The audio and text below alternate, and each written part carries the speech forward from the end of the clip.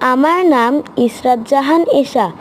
আমি আমার নিজের লেখা একটি কবিতা আবৃত্তি করব। কবিতাটির নাম প্রিয় ভাই। তুমি আসবে বলে চারপাশ নতুনভাবে সাজে, তোমার কথা পড়তো মনে আমার মাঝে মাঝে। এই তো তুমি দাঁড়িয়ে আছো আমার পাশে, এমন ছবি মাঝে মাঝে আমার চোখে ভাসে। প্রিয় মানুষ হয়ে তুমি আছো আমার বুকের মাঝে, প্রতিদিন আমি তোমায় ভাবি সকাল সাজে। তোমার মতো ভাই আমি বারবার চাই, কোনো রকম অন্যায়কে দাও না তোলাই।